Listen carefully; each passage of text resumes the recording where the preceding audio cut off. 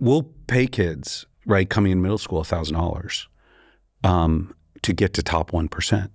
And the point of this is, what's even more important than the academic knowledge, it's their internal view of themselves that changes. That kids come in and say, I'm not a math science girl. I can't be top 1%. I can't do this. Whatever limits they have.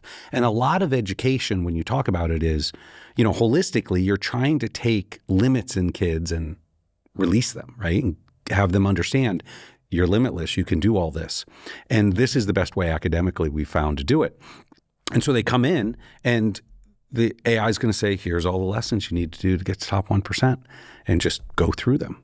And that motivation will get all these kids to top 1%. And the number of stories we have, I have one of my own daughter, but all, the alpha families where their student is like, they come back and they're like, I didn't realize I could be top 1%. And my personal self-confidence and view of myself, that I had to do hard work, right? You had to do the work, right? Now I'm, and then once you take a middle school kid who's top 1%, as they go into high school, they're not going to give it up. And there's this mental view of, oh, I guess I am a smart kid, right? Or I'm a capable kid, right? And that unlock is so valuable. And so for us, that's when, we think, juicing it with money. I memean, we spend 20 grand a kid in this country per student, right? And you're like, in middle school, give a kid $1,000 in order to have them realize there is that the height, there's no limit. Why would most people, I assume, listening to us have sort of an uneasy feeling about that? Like they can't reconcile what you just said, which is, well, wait a minute. On the one hand, I know we're spending $20,000 per year per kid on these kids and we're getting nothing for it. Yeah. And you're proposing we give them a couple of those thousands of dollars strategically to incentivize half of the equation, which is them having the motivation to do this. And yet that's going to make a lot of people feel uneasy. Why? So there's a view that there needs to be an intrinsic love of learning for it to be pure. And that it has to be intrinsic, not extrinsic. And that if you're buying it, it's sullied and not good, right? It's wrong. It's fundamentally wrong. And, and that is a common view. Are there any data that would support one view being favorable to the other? How would that be studied? Yeah, there is a set of papers that have been written that show that, if somebody is not intrinsically motivated or is intrinsically motivated and you pay them, they lose intrinsic motivation.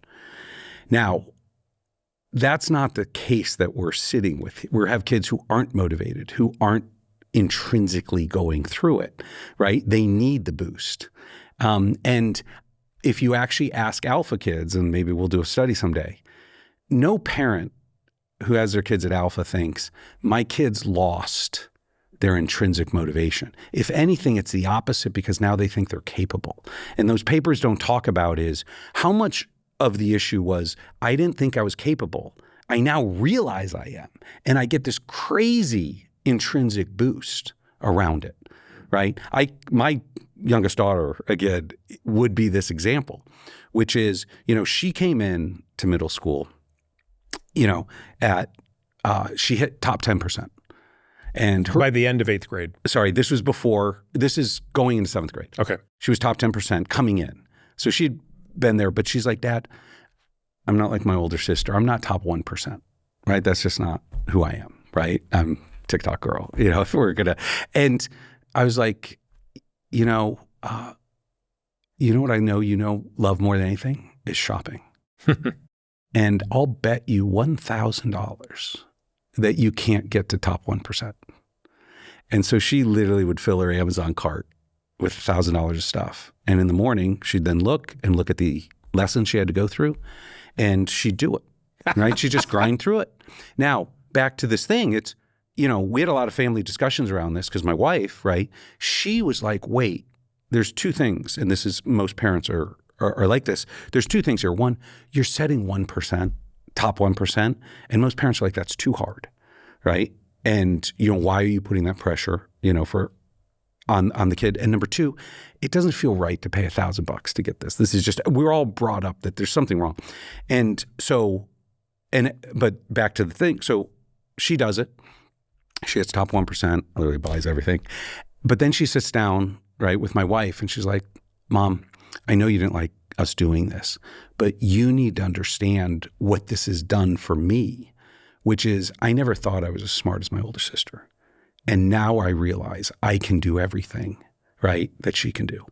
And it's totally changed my internal view, right? And that element there of, right, her, and now, in fact, she's also the one now who's top 1% on the SAT trying to decide if she wants to do the extra work to get a perfect score, right? That change in their view of their capability, that unlock is so valuable.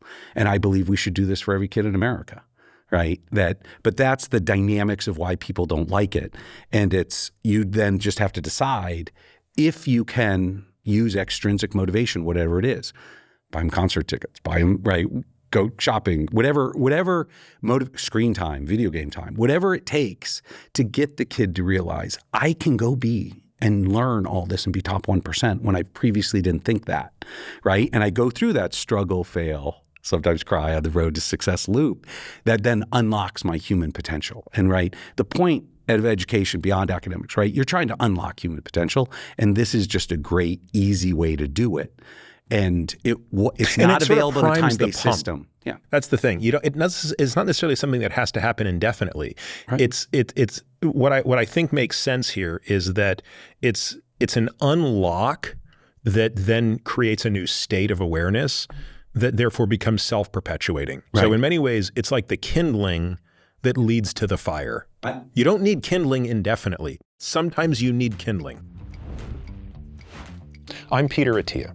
This podcast relies exclusively on premium subscribers for support, which allows us to provide all our content without taking a single penny from advertisers. I believe this keeps my content honest, making it a trusted resource for listeners like you. As a premium member, you'll get immediate access to our entire back catalog of AMA episodes and all future AMA episodes. You'll get longevity-focused premium articles packed with actionable insights. You'll get unrivaled show notes for each and every episode of The Drive, every topic, every study, every resource from each episode carefully curated for you. You'll get quarterly podcast summaries where you'll learn my biggest personal takeaways from the previous 90 days of expert guest episodes and much more. This journey doesn't have to be navigated alone. We can take these steps towards a better, longer life together. Become a premium member today at peterattiamd.com/subscribe to join me in a shared commitment to a healthier future.